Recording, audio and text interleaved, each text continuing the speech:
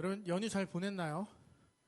지난 한 주 이게 청년부 예배가 없으니까 솔직히 처음에는 설교에 대한 부담감에서 벗어나서 되게 좋았는데 주일날 청년부 예배가 없어서 여러분을 못 만나니까 또 그건 또 나름 또 서운하더라고요. 그래서 다음 명절 때는 예배를 드려야 되나라는 약간 악한 마음을 잠깐 가졌지만 여러분들 생각하는 마음으로 그 마음은 이제 갖지 않기로 했어요. 어쨌든 오늘 이렇게 다시 보게 돼서 너무 반갑고 또 이렇게 말씀을 통해서 저에게 또 여러분에게 주시는 그 하나님의 은혜가 이 시간 정말 가득하기를 소망하면서 함께 말씀을 살펴보도록 하겠습니다. 여러분, 우리 지난 한 달 동안 계속 야곱에 대한 이야기를 보고 있죠. 혹시 여러분 야곱에 대한 이야기가 좀 지루하게 느껴진다면 그런 마음을 가지면 안 돼요. 왜냐하면 야곱의 삶이 정말 나의 삶과 다르지 않기 때문이에요. 야곱의 삶에서 나의 삶을 발견하려는 노력이 우리에게 필요해요. 그래야 말씀이 나의 것이 되고 하나님께서 여러분에게 주시는 그 메시지가 나의 것이 될 수가 있어요. 근데 뭔가 지루한다거나 도대체 야곱 언제 끝나는 거야 라는 마음을 갖고 있다거나 혹은 좀 빨리 끝났으면 좋겠다 집에 가고 싶어 라는 마음이 혹시라도 있다면 30초의 시간을 줄 테니까 지워버리시고 함께 또 야곱에 대해서 알아보면서 그가 나다 라는 걸 함께 고백하는 이 시간 되기를 바라요. 여러분 혹시 이성에게 한눈에 뿅 가본 적 있어요? 딱 보자마자 막 숨이 막힐 정도로 가본 적 있어요? 없어요? 왜 중고등학교 때 막 멋있는 오빠 누나 막 보면 한 번에 뿅 가는 그런 거 없었어요? 그래서 막 혼자 막 짝사랑하다가 힘들어하고 상처받고 막 그만두고 이런 일 없었어요? 도대체 어떤 인생을 산 거예요? 나 책만 봤나? 왜 이렇게 재미없는 인생을 살았지? 어쨌든 여러분들이 뭐 연예인이든 누구든 보자마자 하면서 딱 마음에 들어왔던 그런 순간이 없었다 할지라도 오늘 이 본문에 나오는 야곱은 첫눈에 보자마자 뿅 가버린 운명의 여인을 만나게 되었어요. 이 사람은 제가 아는 성경의 인물 중에 가장 이성에게 플러팅을 잘하는 사람인 것 같아요. 처음 보자마자 마음을 빼앗겨서 이 사람을 놓치면 안 돼. 내가 나의 강함을 보여주겠어 라는 마음으로 딱 다가가요. 근데 사실 빈털터리에 도망자에 쥐뿔도 없으면서 굉장히 멋있는 척하면서 여인에게 딱 다가가는 그 사람 야곱에 대해서 함께 살펴볼 거예요. 여러분 고대 근동에는 물이 굉장히 귀했어요. 지금이야 뭐 물을 트면 막 쏟아지지만 사막에는 물이 많이 없었단 말이에요. 특히 이 당시에 살던 사람들은 목축업을 하던 사람들이었어요. 양과 소와 염소에게 물이 정말로 필요했다라는 거죠. 그래서 우물이 하나 발견되면 그 위에 아무나 물을 마시지 못하도록 엄청나게 큰 돌로 덮어놔요. 이 돌이 얼마나 무겁냐면 저 같은 남자가 한 3명이 달라붙어야 낑낑대면서 들어서 옮길 수 있는 정도의 무게의 돌을 올려놔요. 그러니까 함부로 이 물을 사용하지 못하도록 이 물이 낭비되지 않도록 하는 거죠. 목자들이 양에게 또 염소에게 물을 먹이려면 정해진 시간에만 먹일 수 있었어요. 만약에 1시에 먹인다. 내가 12시에 도착했어요. 뚜껑을 열 수가 없어요. 그래서 1시까지 기다려야만 하는 거예요. 목자들이 양들을 데리고 쫙 서 있는 그때 야곱이 등장을 해요. 야곱이 살던 곳에서 이 우물까지 약 800km의 거리였어요. 쉬지 않고 하루에 30km, 40km씩을 걸었다고 하면 한 20일에서 길게는 한 달 정도 대략 걸렸겠죠. 2주 전에 나눴던 것처럼 이 한 달 중에 2, 3일은 굉장히 불안했어요. 하나님이 없었고 도망자였고 형이 나를 죽일지도 모른다는 그러한 두려움 속에 있었는데 3일 후 자다가 루스에서 하나님을 만나고 그의 삶이 완전히 바뀌었죠. 3가지 서원을 하고 길을 떠났단 말이에요. 그러니까 한 달 중에 3일은 두려웠을지 몰라도 20에서 27일 정도는 하나님과 동행하는 삶을 함께 살아가면서 그가 길을 갔어요. 정말 아무런 소망도 내가 집에 돌아간다는 보장도 없었던 사람이 오늘을 살아낼 수 있는 미래를 꿈꿀 수 있는 희망을 갖고 길을 걸어가게 된 거죠. 그런데 문제는 환경이 바뀌지 않았다는 거예요. 하나님이 나와 함께하는 건 알겠어요. 내가 다시 고향으로 가는 것도 알겠어요. 그런데 내 현실은 여전히 도망자고 내가 서 있는 것은 여전히 광야이고 먹을 게 아무것도 없어요. 먹을 거 살 수 있는 돈도 없고 물이 어디 있는지도 모르고 여전히 죽음의 위기에 처해 있어요. 형이 갑자기 쫓아오면 어떡해요? 갑자기 와서 칼을 휘두르면 어떡해요? 물이 없어서 사막에서 목말라 죽을 수도 있죠. 야곱이 이 20일 넘게 길을 걸어갔다. 그리고 우물가에 안전하게 도착했다라는 건 그 모든 환경 속에서 하나님이 그를 지켜주셨다라는 의미가 포함되어 있는 거예요.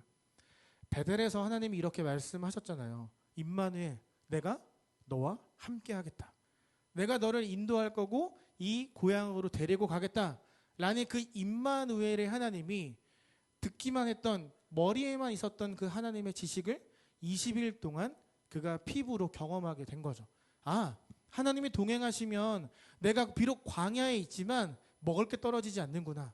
내가 물이 생기는구나. 하나님이 나와 함께 하시면 어떤 도적도 짐승도 나를 건드리지 않는구나. 이게 바로 하나님의 동행하심이구나 라는 걸 그가 깨달으면서 거의 한 달을 걸어갔다라는 거죠. 함께 하시는 하나님을 경험한 거예요. 어떤 위험 요소도 어려움도 없이. 여러분, 이 광야는 내 몸을 숨길 수 있는 곳이 없어요. 2주 전에 그가 그냥 돌베개 베고 잤잖아요. 그것처럼 밤이 되면 그냥 사막에서 자는 거예요. 내가 자는데 도적이 오면 어떡해요? 내가 자고 있는데 짐승들이 와서 나를 공격하면 어떡해요? 낮에는 덥죠. 밤에는 이가 덜덜 떨릴 만큼 추운 그 환경 속에서 하나님이 완전히 안전하게 지켜주신 거예요. 야곱의 마음이 어떻던, 야곱의 상황이 어떻던 하나님이 신경 쓰지 않고 일방적으로 은혜를 부어주시면서 그에게 안전하게 바단 아람으로 갈 수 있도록 도와주신 거죠. 여러분이었으면 어땠을 것 같아요? 아무런 걱정이 없잖아요. 내가 서 있는 것은 광야이지만 하나님의 일하심이 두 눈으로 내 피부로 와닿는데 너무너무 좋지 않았을까요? 가진 건 없지만 하나님이 나와 함께 하신다라는 굉장히 행복한 시간을 그가 보냈던 거예요.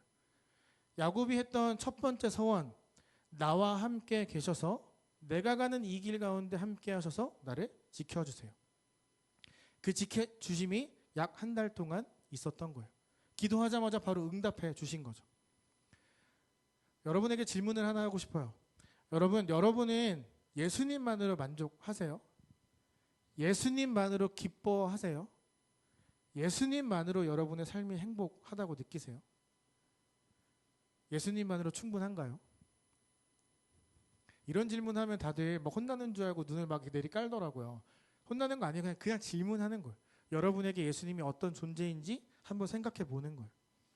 만약에 예수님만으로 충분했던 그때가 오늘이 아니라 먼 과거의 일이었다면 저도 여러분도 이 시간 반성해야 돼요. 왜 내가 예수님만으로 만족하지 못할까? 왜 예수님만으로 충분하지 못할까?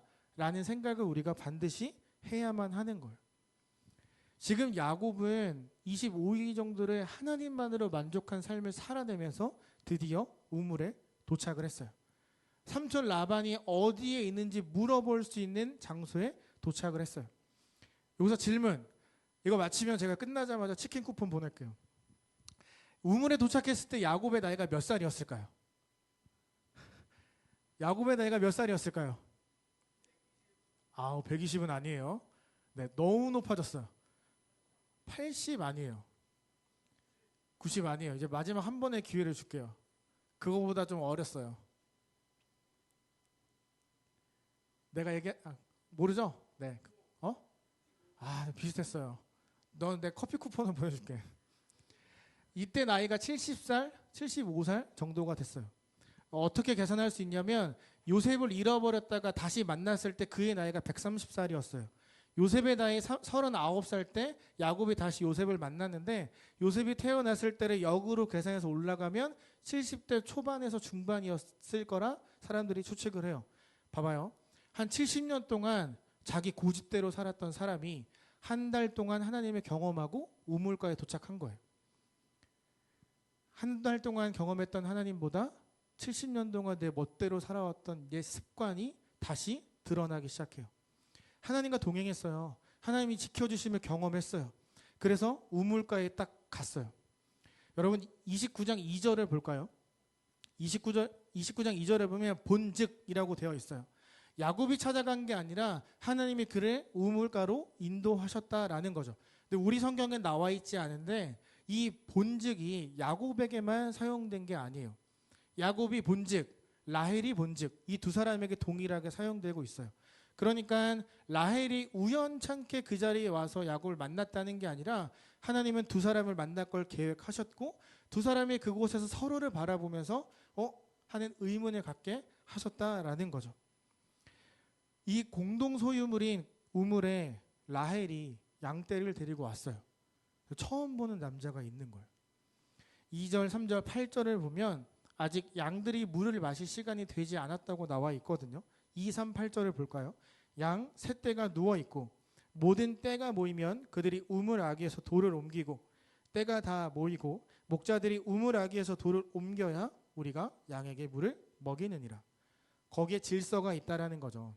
정해진 시간, 정해진 순서대로 양에게 물을 먹인다는 거죠. 근데 여러분 성경을 보면 야곱이 갑자기 돌발 행동을 해요. 뒤늦게 온 라헬을 위해 모든 질서를 다 엎어버리고 물을 먼저 주는 역할을 해요. 이제부터 야곱의 플러팅이 시작이 되는 거예요.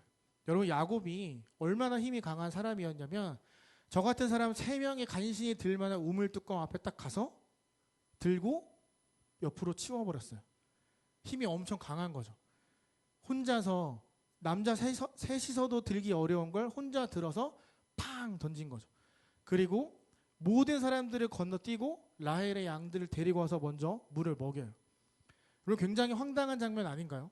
나 일찍 왔단 말이에요. 내가 먼저 먹여야 된단 말이에요. 근데 한 남자가 오더니 다 모든 걸 무너뜨리고 있는 거예요. 라헬에게 물을 양보하라 라고 이야기를 하고 있는 거예요. 자, 여러분이 그 라헬이었다고 보는 거예요. 내가 제일 늦게 왔어요. 양에게 물을 먹여야 돼요. 근데 한참 기다려야 돼요. 근데 어떤 남자가 갑자기 나보고 1등으로 오라고 하더니 물을 막 먹여요. 그럼 여러분이 라헬이었으면 어떤 기분이었을까요? 이거 약간 게이득 약간 이런 느낌 아니었을까요? 빨리 먹고 가서 쉴 수 있겠다. 본인이 시키거나 요구하지 않았는데 양들에게 물을 먹이는 거예요. 라헬이 물을 먹여야 되는데 야곱이 직접 먹이고 있는 거죠. 라헬은 쉴 시간이 허락된 거예요. 본인도 이 상황이 지금 이해가 되지 않는데 갑자기 야곱이 라헬에게 달려가서 와라 끌어안더니 입을 맞추기 시작해요. 이 당시에 입을 맞추는 건 정말 딱 3가지만 가능했거든요. 나보다 엄청 높은 사람을 만났을 때, 완전 이별을 할 때, 혹은 정말 오랜 시간 떠났다가 재회를 할 때, 이 3가지가 아니면 건전하지 못하다, 죄라고 여겼어요. 근데 야곱은 지금 이 3가지에 들어가지 않잖아요. 처음 본 여자에게 갑자기 가서 와라 끌어안고 뽀뽀를 한 거니까 이건 굉장히 잘못된 거죠. 여러분이 라헬이라고 지금 계속 생각하는 거예요. 처음 본 남자가 갑자기 괴력을 과시하면서 우물뚜껑을 던지더니 내 양들에게 물을 먹였어요. 그리고 자신에게 성큼성큼 다가오더니 끌어안고 입을 맞춰요. 여기까지만 해도 정신이 없잖아요. 이거 막 이러고 있는데 갑자기 남자가 울기 시작하는 거예요. 여러분이 그 상황에서 어땠을까요? 2가지 중 하나겠죠. 이거 미쳤나?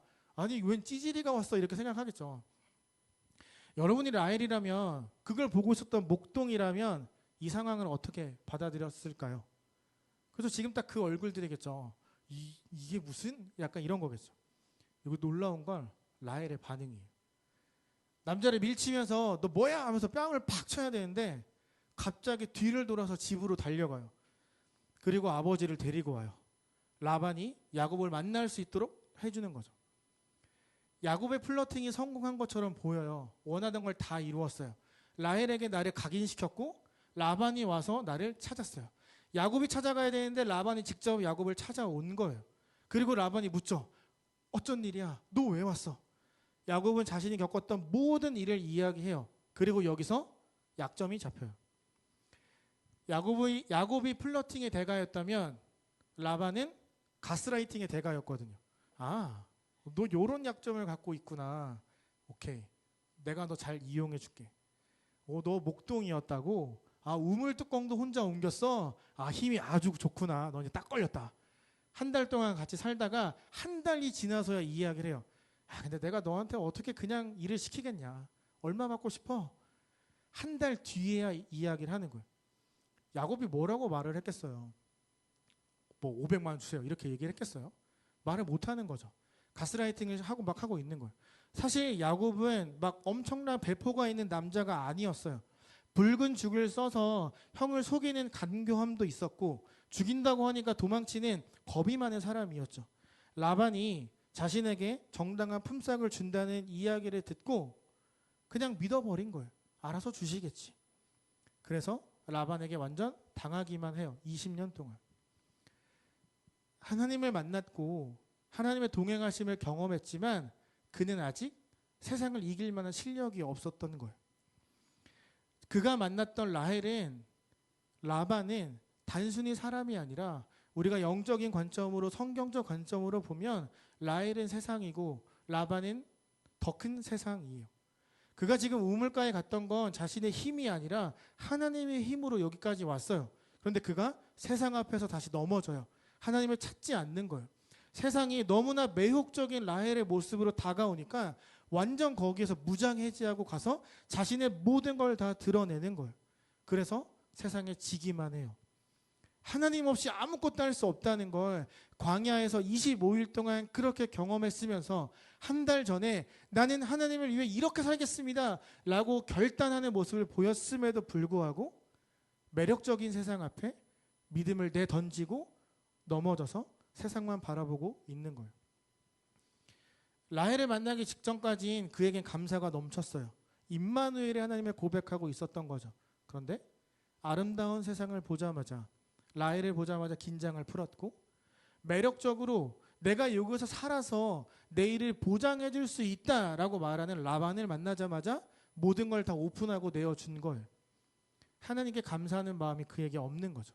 그가 정말로 하나님을 사랑하고 믿었고 정말 25일 동안 변화된 그런 삶을 살았던 사람이라면 13절 자기의 모든 일을 라반에게 말할 때 하나님이 나를 이곳으로 인도하셨습니다 라는 고백이 그에게 있었어야만 해요. 라반은 이미 하나님이 나를 이곳으로 인도하셨습니다 라는 고백을 들은 적이 있는 사람이에요.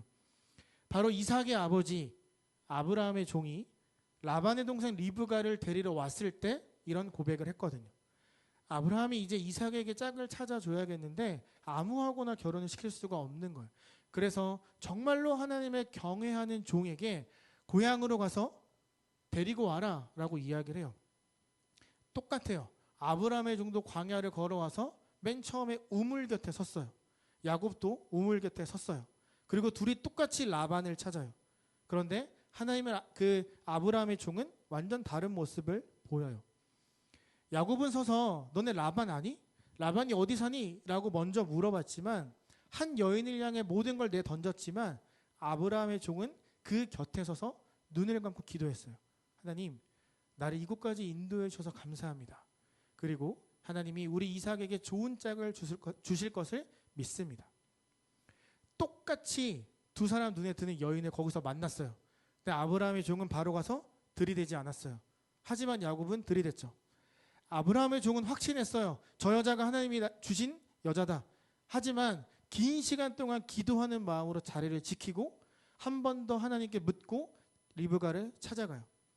그리고 리브가와 함께 라반의 집에 가서 이렇게 이야기를 해요. 나의 주인 아브라함의 하나님 여호와를 찬송합니다. 내가 이곳에 온 건 하나님께서 보내셨기 때문입니다.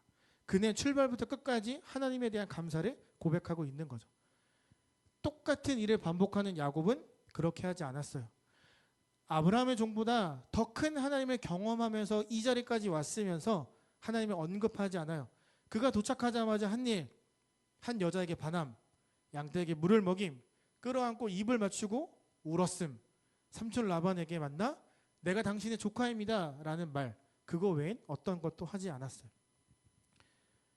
베델에서 이 자리까지 올 때까지, 아니 우물 그 자리에 설 때까지 하나님을 믿고 있던 사람이 세상을 보자마자, 세상에 나가자마자 믿음을 완전히 다 잃어버린 거죠. 믿음을 다 놓아버린 거죠. 어떤 마음, 감사에 대한 마음, 하나님이 나를 인도해 주셨다는 겸손한 마음도 없어요.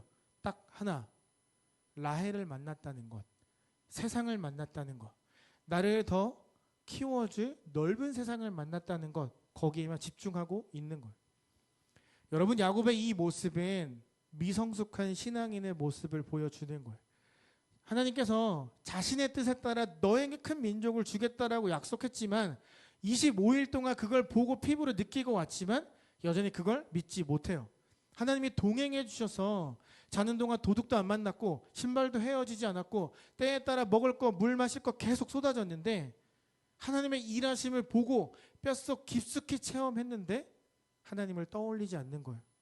하나님을 의지하지 않는 거예요. 왜? 매력적인 세상 앞에 그가 눈을 고정했기 때문에.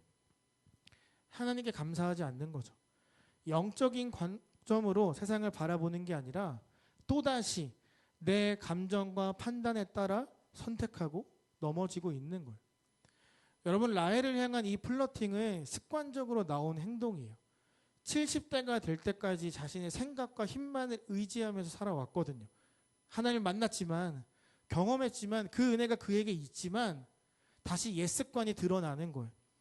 여전히 끊어내지 못한 옛습관, 어떻게든 70년 동안 살아남으려고 잔머리만 썼던 그 모습이 다시 드러나고 있는 거죠.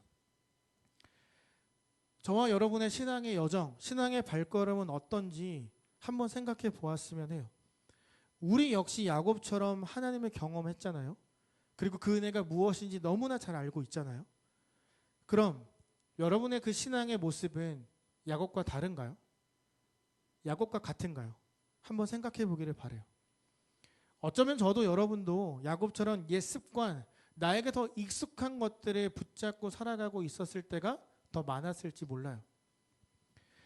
야곱은 감사를 고백하지 않아요. 오히려 세상에게 나의 모든 걸 다 오픈해요. 그래서 20년 동안 맨날 지기만 해요. 야곱 스스로 하나님의 약속을 버리고 자신의 삶을 광야로 만들어가고 있는 거예요. 붉은 죽을 쑤었을 때, 아버지를 속여 장자의 축복을 받았을 때, 라헬과 라반을 만났을 때 모든 걸 다 내 스스로의 삶을 광야로 만들고 하나님을 거절하고 하나님의 은혜를 필요 없다 말하는 삶을 선택했어요. 하나님이 함께 하심을 믿는다면, 그걸 정말로 끊임없이 생각하면서 25일을 걸어왔다면 그의 삶은 달라졌겠죠. 한 달 동안 정말 하나님을 의지하는 마음으로 왔다면 그는 여기서 완전 다른 선택을 했을 거예요. 여러분, 한 달 동안 사막을 걸어가는데 길이 있었을까요? 여러분, 사막 사진이나 영상으로 본 적 있죠? 거기에 길이 있을까요? 제가 예전에 사막에서 들어가 잘 때 나는 길이 도무지 안 보이는데 낙타 몰입꾼들은 길을 막 찾아서 베이스 캠프로 가더라고요. 근데 야곱은 그 광야를 처음 갔잖아요. 삼촌 집에 처음 가고 있잖아요. 근데 그가 한 번도 다른 데 빠지지 않고 정확하게 우물가로 가서 거기에 갈 수 있었다는 건 하나님의 인도하심 외에는 설명할 수 없는 거예요. 인간은 유한한 존재라서 한계가 분명하고 또한 그 우리가 할 수 없는 것이 너무나 명확한 존재이지만 무한하신 하나님이 함께 하시면 우리의 부족함이 극복될 수 있다는 걸 지금 야곱은 경험하면서 걸어갔어요. 하나님께서 그에게 임마누엘, 내가 너와 함께 하겠다. 다른 말로 너는 부족하지만, 너는 지금 실패자의 모습처럼 보이지만 내가 널 무한한 가능성을 가진 존재로 바꾸어 주겠다. 내가 너와 함께함을 통해서 너의 인생은 이제부터 완전히 달라질 거야. 너가 너의 삶에서 내 존재를 인정하기만 하면 너의 삶은 완전히 바뀔 거야 라고 말씀하셨어요. 도망자였어요. 라반의 집에 걸어가는 동안 그는 가진 게 없었어요. 하지만 행복했어요.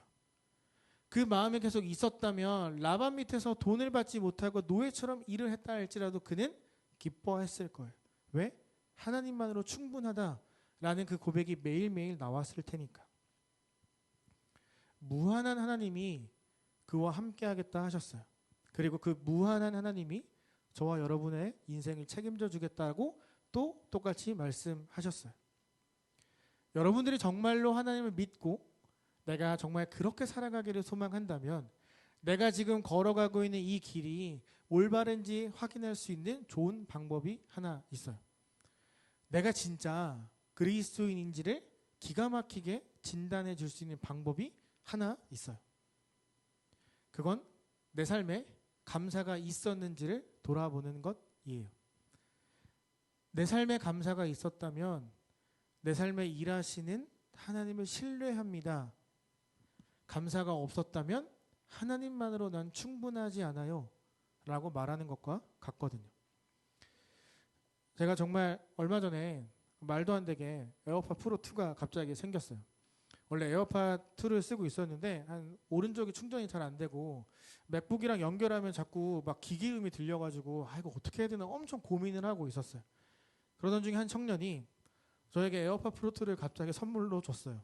본인에게 이미 있다고 이야기를 하면서 저에게 주려고 기도를 하고 있었대요.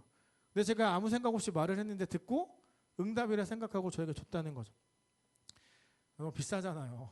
못 쓰겠는 거예요. 다시 돌려줘야겠다는 마음이 계속 생겼어요. 그래서 계속 고민하고 한 5일 동안 뜯지 않고 제 책상에 올려놓고 쳐다봤어요. 이걸 쓰고는 싶은데 이건 받아서는 안 될 것 같고 이거 어떻게 하지 하고 있는데 문득 내가 이걸 돌려주면 이 청년의 마음을 내가 무시하는 거다라는 생각이 좀 들더라고요. 그래서 자기 합리화할 수 있지만 뜯어서 쓰려고 뜯었어요. 언박싱하고 충격을 받았어요. 노이즈 캔슬링 이거 완전 미쳤더만요. 와, 음악을 듣지도 않았는데 귀에 꽂기만 했는데 완전 다 조용해지고 정막이 흐르더라고요. 그런 경험이 처음이었어요. 엄청 고민하고 갈 때마다 귀에 딱 꼈는데 너무 조용한 거예요. 그런데 제 마음이 차분해지기 시작하는 거예요. 왜 SNL 보면 맑은 눈의 광인이 계속 이거 끼고 있잖아요. 업무의 효율성을 올리려고 끼고 있어요. 그 말이 갑자기 이해가 되는 거예요. 와, 이거 진짜 대박이다라는 생각이 들었어요. 모든 잡소리에서 또 내 마음의 소리를 누르고 정말 조용함을 느끼고 있던 그때 이런 생각이 들었어요. 내가 너무나 많은 소리에 귀를 기울이고 있었던 건 아닐까. 나에게 말씀하시는 중요한 하나님의 소리는 외면한 채 내가 해야 될 일, 내가 만나야 될 사람들에게만 자꾸 시선을 고정하고 있었던 것은 아닐까. 털어내면 되는데 내가 괜히 괴로워하고 있었구나. 그래서 내가 감사보다 맨날 한숨을 쉬었던 거구나. 사무실 문 열자마자 한숨 쉬었던 이유가 하나님이 나에게 하셨던 그런 말씀들을 의지하지 않았기 때문이구나 라는 생각이 번뜩 들었어요. 우리가 분주하게 살아가다 보면 매일 반복된 삶을 그냥 살아내면 어떤 특징이 있는지 아세요? 내가 걷고 있는 이 길이 맞는 길인지 헷갈리게 되는 거예요. 너무나 당연하게 삶을 살다 보니까 그냥 하루하루 견디다 보니까 내가 무엇을 위해 또 왜 걷고 있는지 방향감을 상실하게 된다라는 거죠. 여러분, 매주 선포되고 있는 하나님의 말씀, 여러분이 들고 다니는 그 성경책 하나님의 말씀은 저와 여러분에게 어떤 방향으로 걸어가야 할지를 너무나 잘 알려주고 있었어요. 그리고 하나님의 일하심은 우리를 그 말씀대로 올바른 방향으로 이끌어가고 계셨어요. 그런데 정작 하나님의 말씀을 들고 있는 내가, 여러분이 방향을 상실하고 아무 생각 없이 걸어가다 보니 삶에서 감사가 점점 사라지게 된 거죠. 저는 이제 출근하는 길에 좀 기다려줘요. 집에서 여기까지 걸어오거든요. 한 25분 정도 걸리는데 집에서 나와서 귀에 에어팟 프로 2를 딱 꼽는 순간 저는 이런 기도를 해요. 음악 안 듣거든요. 그냥 꽂고만 계속 걸어오거든요. 그러면서 이렇게 기도해요. 하나님, 오늘은 제 삶에 어떻게 일하실 거예요? 하나님, 오늘은 제가 어떻게 살아야 될까요? 하나님, 오늘은 제가 어떤 일을 먼저 해야 될까요? 라고 계속 묻는 시간이 되었어요. 여러분의 신앙의 여정, 신앙의 발걸음은 어디를 향하고 있었나요? 여러분이 지금 어느 지점에 서 있는 것 같다고 생각하세요? 우리가 방향을 상실하면 우리의 마음속엔 불안감이 자꾸 생겨요. 하나님을 의지하지 못하고 하나님을 생각하지 못하도록 하는 의심과 불안감이 생겨요. 오늘 본문이 저와 여러분에게 하는 중요한 말씀은 불안해하지 마라 라는 거예요. 야곱은 하나님을 만나서 은혜를 경험했지만 여전히 불안했던 거예요. 나를 여기까지 인도하신 분이 하나님인 건 알겠는데 너무 불안한 거예요. 첫 번째, 라반이 하나님을 아는지 모르는지 모르겠어요. 내가 하나님에 대한 이야기를 했을 때 이 삼촌이 어떻게 반응할지 모르겠는 거예요. 그래서 내 방법대로 내가 생존해야겠다는 생각을 한 거예요. 불안했거든요. 그래서 살아남으려고 내 삶에 새겨진 하나님의 은혜의 흔적을 지우고 나에게 익숙한 방법으로 세상을 향해 나아가고 있는 거예요. 하나님 없이 내 방법으로 세상에 나가서 버티려고 하면 불안할 수밖에 없는 거예요. 우리는 질 수밖에 없는 거예요. 왜? 세상은 우리를 이기는 방법을 너무나 잘 알고 있기 때문이에요. 오늘 본문이 저와 여러분에게 하는 것, 저에게 말씀하시는 건 불안해하지 마라 라는 거예요. 하나님은 어떤 것과 상관없이 여전히 일하고 계시거든요. 내 의사와 상관없이 하나님은 변함없이 일하고 계시기 때문이에요. 여러분 삶의 목적이 뭐예요? 우리가 걸어가야 될 삶의 궁극적인 목표는 뭘까요? 우리의 삶의 목적지는 이 세상이 아니잖아요. 저와 여러분이 정말로 예수를 그리스도로 믿고 고백한다면 우리 삶의 종착지는 하나님이 계신 곳, 그곳이 되어야 되는 거죠. 하나님은 우리를 분명히 틀림없이 목적지로 데려가 주실 거예요.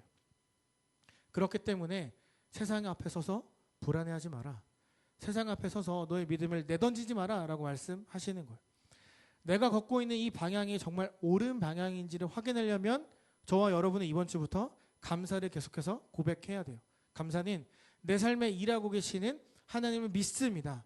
내 삶을 이끄는 분이 창조주 하나님이라는 걸 내가 믿습니다라는 나의 겸손함의 표현이거든요.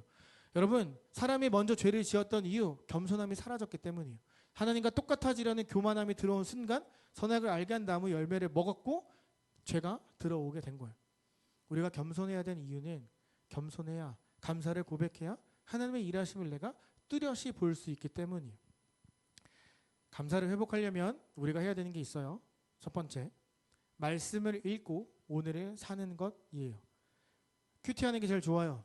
하지만 큐티가 어렵거나 할 시간이 없거나 부족하다면 한 절이라도 읽어보세요. 요새 어플 그런 거 있더만요. 정해진 시간 되면 띵 떠가지고 오늘의 말씀 이렇게 뜨는 거 있더만요. 딱 떴을 때 에잇 하고 지우지 말고 한 번 더 보는 거예요. 말씀을 보는 거예요. 말씀을 읽고 오늘을 살아야 돼요.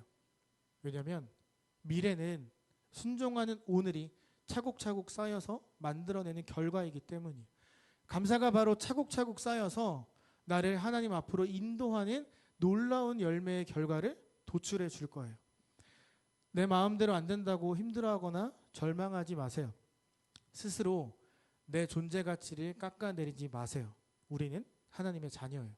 누가 뭐라 해도 이 세상을 지으시고 우리를 구원해내신, 그리고 우리와 영원히 함께 살기를 원하는 유일한 신, 하나님의 자녀가 저와 여러분이에요. 다른 말로 하나님의 보호하심과 풍성함이 반드시 있는 사람이 나, 여러분이라는 거예요. 그래서 뭐요? 내 삶은 바뀌지 않는데요. 똑같이 빌런은 있고 출근하면 내 속을 뒤집어 놓고 나를 힘들게 하는 사람이 맨날 있고 그 사람을 봐야 되는데 뭐 어떻게 하라고요? 그게 나랑 무슨 상관이에요? 라고 생각할 수 있어요. 여러분, 바로 그때가 말씀을 읽고 오늘을 살아내야 되는 시간이라는 걸 기억하세요. 모든 것이 불편하고 짜증나고 화가 날 때 내 마음의 평정심을 넘어뜨려서 막 분노하게 만들 그때가 내가 하나님을 바라볼 수 있도록 나를 깨워주는 자리가 될 거라고 꼭 생각하는 거예요. 이번 주 미션 2가지예요. 첫째, 말씀을 읽고 오늘을 사세요. 단 한 절이라도. 내가 읽은 그 부분에 나누세요. SNS든 뭐 순방이든 어디든 나눌 수 있는 모든 사람들에게 나누세요. 그리고 말씀을 읽겠다라는 의지를 어떻게든 보이세요. 그래야 오늘을 살 수 있고 미래를 꿈꿀 수 있어요. 둘째, 감사 제목을 매일 3가지씩 정리하세요. 꼭 감사의 제목을 어디든 쓰는 거예요. 그래야 우리는 하나님께 하나님 내 삶에 일하고 계셨음을 믿습니다라는 걸 고백할 수 있게 될 거예요. 말씀 한 절 읽고 감사의 제목 3가지 쓰는 거 어렵지 않죠? 어려워요? 감사 제목 하나만 쓸래요? 아니 3개 써요. 어렵지 않잖아요. 말씀 한 절 그리고 감사의 제목 3가지 쓰는 거. 여러분, 야곱은 세상 앞에 믿음을 던지는 바람에 약점을 잡혔어요. 그래서 된통 깨지기만 했어요. 저와 여러분은 다를 거라 생각해요. 한 절의 말씀, 3가지 감사의 고백, 이것이 여러분의 실력 있는 성숙한 그리스도인으로 만들어 줄 거예요. 그 믿음을 갖고 세상과 맞짱 떠서 이길 수 있는 힘이 저와 여러분에게 분명히 주어질 거예요. 말씀을 읽고 오늘을 살아내는 것, 그리고 감사 제목을 매일 3가지씩 작성하면서 내 삶에 일하셨던 하나님을 정말로 찐하게 만나는 그 은혜와 다시 일어서서 하나님을 바라볼 수 있는 그 은혜가 우리 모두에게 가득한 일주일의 삶이 되기를 소망하며 예수님의 이름으로 축복합니다.